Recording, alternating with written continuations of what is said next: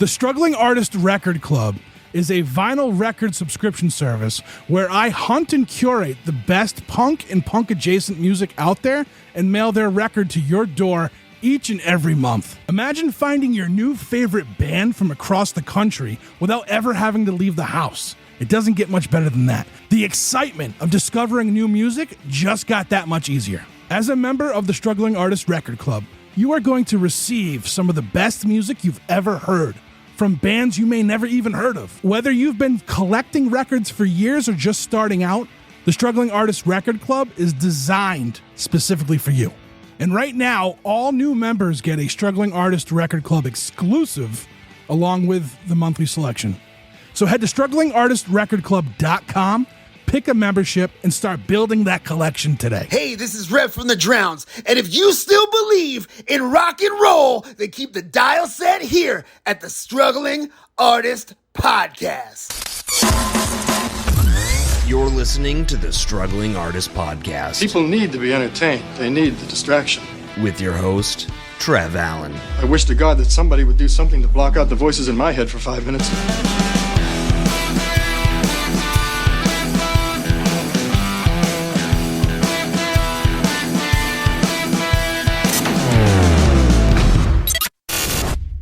All right, so I've been thinking a lot lately about how it's time we have a revival in pop artists writing theme songs for movies. I don't mean nice, artful soundtracks. I fucking mean, like, where have we gone wrong? Have we become so cultureless?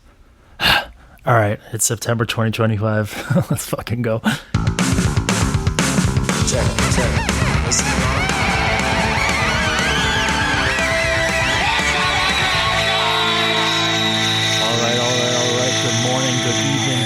To you all, my name is Aria Rad, your friendly neighborhood coffin salesman and local musical forager, and thank you for taking your time to listen to Underground Noise today. It's such a pleasure to be back on the proverbial air with you all.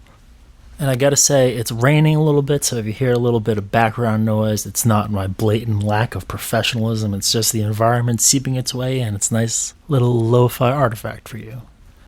That I'm restricted to the confines of fair use because I would love to play a whole lot more Wild Wild West. And I don't want to talk about Will Smith too much, but he has been like dropping singles and stuff. I'm not really sure anyone cares. I think Wild Wild West is like the high watermark of Will Smith's career, at least for me. And it's probably one of only 2 steampunk movies to ever exist.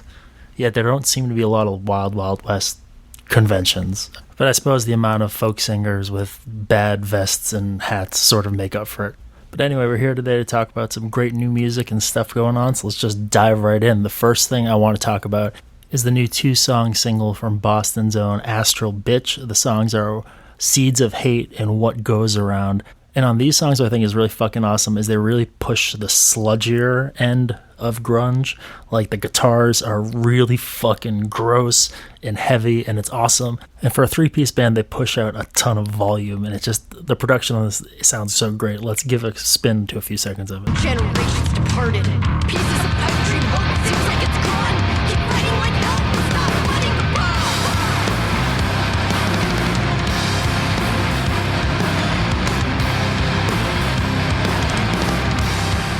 Now listen, you have to understand, for me as a teenager growing up, grunge felt like the dirtiest word to me possible. I wanted nothing to do with it. But here I am in the year of our Lord 2025, fucking bopping my head to Astral Bitch. And it's the sort of thing, you don't really headbang to it. You don't really head bop. It's more like the badass tough guy nod. I'm doing it right now. You can't see it, but I know you know what I'm talking about. But this is a good segue to a good band, also from Boston. The Freaks have a new song called Jellyfish Cadaver, and I think this is a sort of perfect balance between what Astral Bitch does, because they're also a heavy, noisy 3-piece, but in a much more frenetic, I don't want to say proggy, because prog to me is still a really dirty word that I don't ever want to say in my household, but like a really frenetic, exciting, more riffy than sludgy kind of thing. And this song is really great. They're the Freaks, Freqs. And for a long time, I thought it was like the Frex. And I'm like, what the fuck is wrong with me? And so I called my friend Jeff. I'm like, hey, that band we saw, are they the Frex or the Freaks? He's like, no, Freaks, like frequency, you fucking idiot. So, yeah, here's a little bit of Jellyfish Cadaver from the Freaks.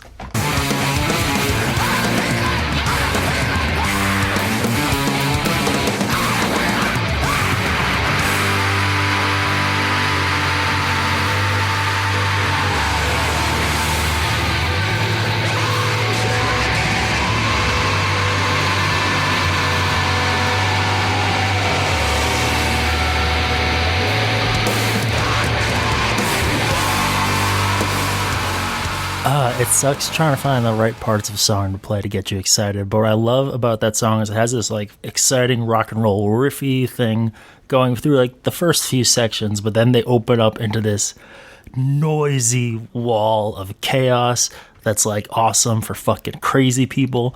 Shout out mental illness. And then they're gonna do like the heavy, slow stank face thing, and oh my god, it's so great. They cover so much dynamic ground through this single, and so definitely check it out. Awesome band playing around the Boston area. And now the next song I want to talk about, I've been waiting for a while. It's the brand new single from Brooklyn-based singer-songwriter Brooke Pridemore. They have a new record coming out called Only I Can Prevent Forest Fires, which will be out on Asbestos Records. And this first single is called Red Bank, as in the famous town in New Jersey. I'm not sure if it's famous. This has come up before, but I don't speak too much about New Jersey when I don't know that much about New Jersey. But what I love about Brooke's songs is they're really rich in imagery and creative in wordplay without ever being wordy. And this song is sort of a continuation of the sounds they sort of explored on their last record, Glad to Be Alive, which is full of electronic drums and grooves and stuff. But somehow it makes the songs pop even more. It's like life-affirming pop music. It's very reflective on life. I don't know how to exactly describe that, but listen to the song, you can tell me how it makes you feel. It sort of puts me in a reflective driving at sunset mood. Not the stoned driving at sunset mood we talked about in previous episodes, but like reflective. In a good reflective way, not in a mopey reflective way. But I'm really excited to hear this record. It's going to be awesome, and they're going to have plenty of singles coming out over the coming months, so definitely be on the lookout. Brooke Pridemore, Only I Can Prevent Forest Fires. And the next thing I want to shout out is this band from Sacramento, California called Bastards of Young. They have a brand new record out called Old Growth, and I've actually never heard this band, but they've been around since 2007. And what I like is, as you can tell by the name, it's obviously a Replacements reference, right? And so they're honed in on this kind of tight, slightly melancholic rock and roll songwriting. It's not mopey, but it is rock and roll music, and there's something in their DNA that sort of reminds me of like the old sort of street rock and roll that I sort of grew up, that was very prominent in sort of the Boston area, sort of in the early 2000s, late 90s kind of thing. And they kind of bring in some of that with amazingly tight musicianship to bring these really well crafted melodic rock songs. It's like the guitar tones are amazing. It's like you can kind of tell they weren't produced to sound great. They just sound great because they're great players. No knock on their production, but it's just an amazing sounding record, and it's very mature in its songwriting scope. So let's have a peek and you can kind of tell what I mean. There's sort of like almost a rusty Americana vibe to it, and they also have name drop Two Cow Garage, so that only gives my hypothesis a little more weight. But let's listen.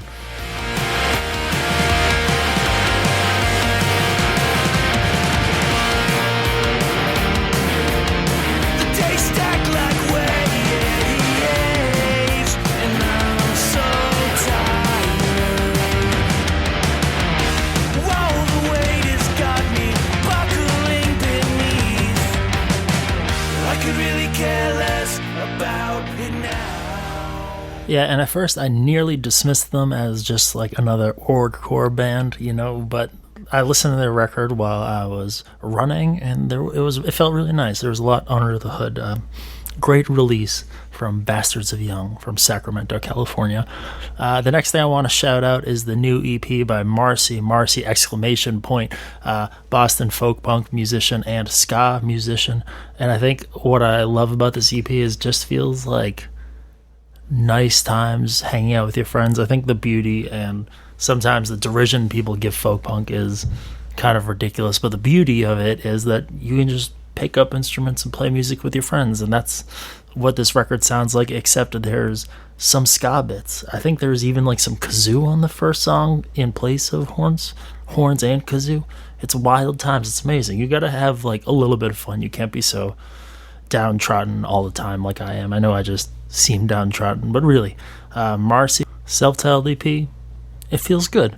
But now to a thing that doesn't quite so feel good. This is a band we've covered a little bit, and probably soon we won't need to because they're like sort of blowing up, which is amazing to see. But Crippling Alcoholism has finally released their long-awaited third album, Cam Girl, and just seeing all the words together gives you the sense of something perverted, gross, fucked up, underworld sounding. And this band has some really great like storytelling under the hood, but it's trapped in these really dark, gothic, noisy songs that are really dense but really catchy. And so the record really throws you for a loop because it's so punishingly dark, yet there's so many amazing like dancey kind of hooks. This one's been stuck in my head. Let me just give you a little bit of this. This is Ladies Night from the new Crippling Alcoholism record.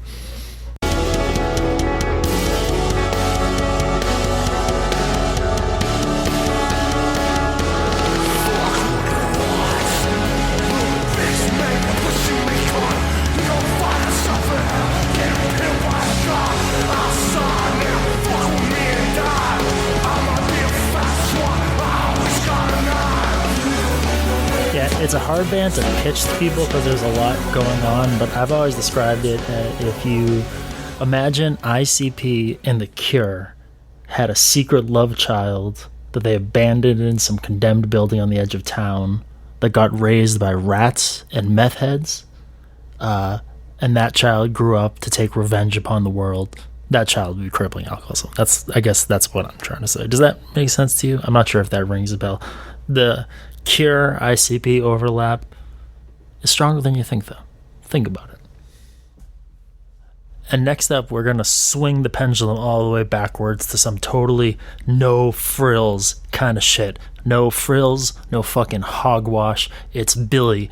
Billy from Boston, William from Beantown, brutal, killer hardcore from Boston. It's like get your gym shorts out, kick people's ass. I probably said the same thing last time, but I think Billy's leveled up even more on this new EP. It's called Hell's When I'm With You. The production is really fucking awesome, and it gives me like exactly what I want in a hardcore bass tone, especially. Like there's a lot of things that can go right or wrong in hardcore that I could keep or let go, but the right nasty bass tone just really gets me going. And you know, fucking put on your gym shorts and like check this shit out, alright?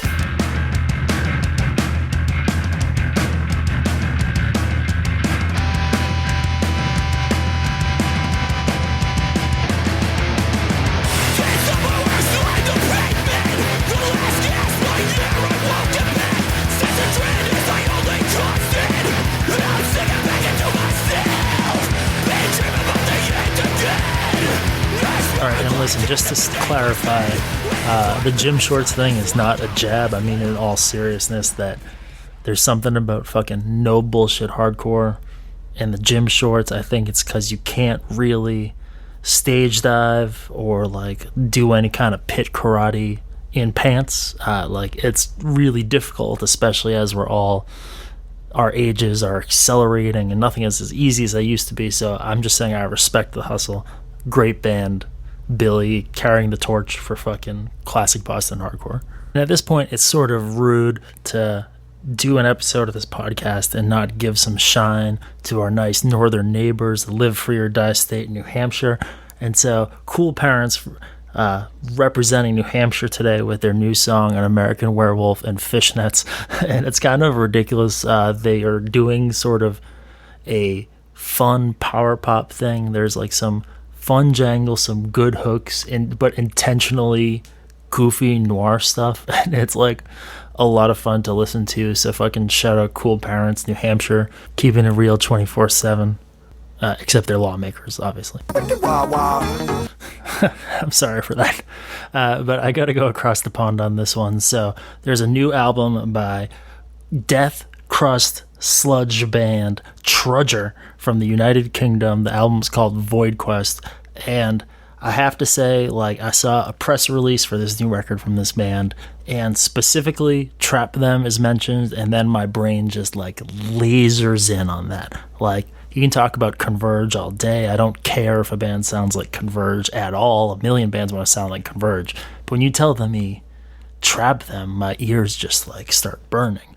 And so Trudger does not sound like Trap Them per se. They're not trying to rip off any certain band, but there's a certain kind of hardcore death metal intensity to what they do and in the riffs, but they also have this kind of really dark like neo-crust atmosphere. So bands like Fall of Ephrafa, also shout out to the United Kingdom, come to mind, like this really apocalyptic sci-fi imagery, not like the fun dragons and wizards and space kind of imagery that is in a lot of like stoner kind of metal, but it feels like really dark and really intense.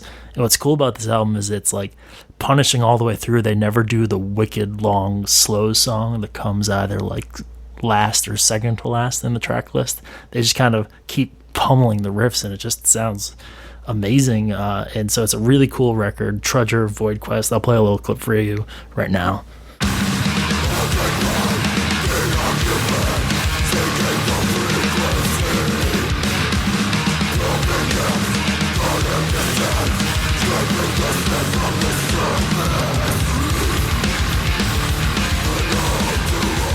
So they get a little technical, but kind of the atmosphere stays on lock, and they never get lost in this sort of mathy stuff that I feel like some other bands tend to do when they're emulating metalcore bands like Converge or whatnot.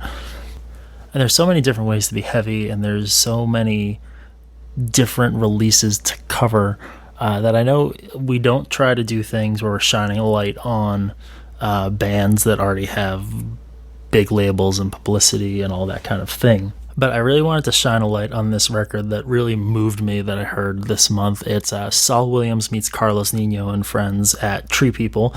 And so Saul Williams, American rapper, poet, author, activist, connects with multi-instrumentalist, producer, band leader Carlos Nino for a live album recording. And it's a lot of kind of rhythmic free jazz over Saul's spoken word, but it has such power and such direction, especially kind of in the current moment we're living in. I think that Saul Williams being very outspoken on the genocide in Gaza and other human rights issues may not get this record in front of enough ears. I'm not sure if that's true, but it is something I think about and worry about. But this record is really, really powerful, really emotional, really intense. And the last track on the record is sort of after this performance that they give. And he sort of gives this life-affirming speech reflecting on the performance and the state of the world. And I was just totally moved by the whole thing. So if you need something a little different and you have the focus and energy to give to something, I really can't recommend this record enough. Really powerful record. And before we get into the last time, I just want to thank everybody for listening. And I have a lot of fun doing these, and I'm thinking of new ways to kind of enhance and expand them in the coming months that aren't too taxing to listen to. But really, for me, this is about providing a spotlight on music that might go unheard, or giving some kind of traction for bands that are newer, smaller, you might not know about. Some of it is obviously selfish for bands I just want to tell my friends about, but I think like every little bit of like internet traffic even helps a band. Just giving a band a like, a follow, a share, saying something nice to a band, going to their show, all that kind of thing helps. So if there's something you heard on this episode that you liked, that you never heard of before, I'd love to know what that is. If there's something you want to hear me review, if there's something you're releasing, please let me know. I have an official podcast email. You can email me at aria@thestrugglingartistpodcast.com, and I'd love to showcase what you're working on. Let me know.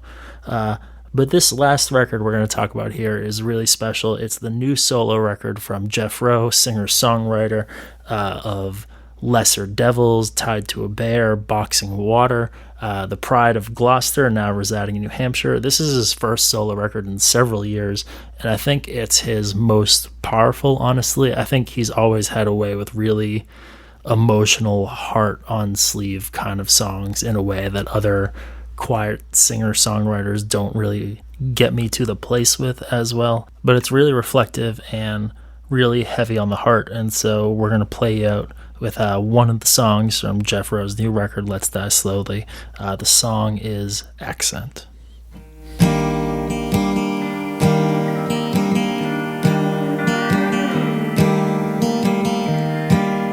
We hear you lost your accent, and we wonder what that means.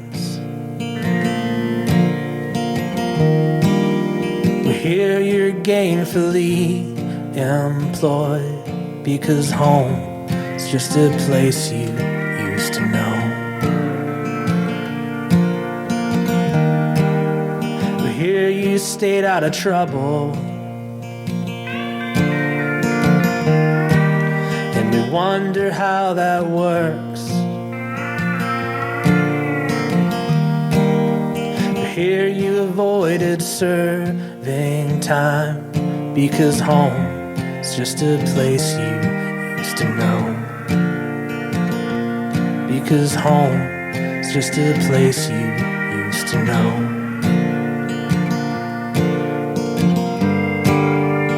Don't come back here if you want to live.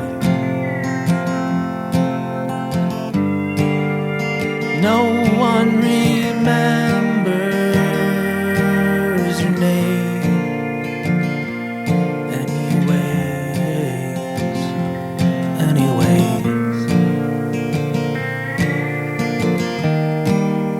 I hear you lost your children to the state of Massachusetts. I hear you're serving time again, because home never gave you any choice. I hear they buried Patrick. It took a GoFundMe page. I feel ashamed we ever called him lucky, because home is just a noose around his neck. Because home is just a noose around his neck. Don't come back here if you want to live.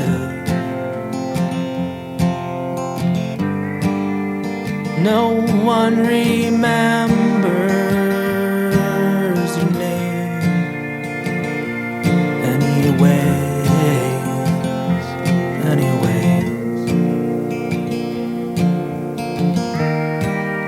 We hear you lost your accent, and we wonder what that means. Please consider visiting, because home is a place you should know. Because home is just a noose that waits for you.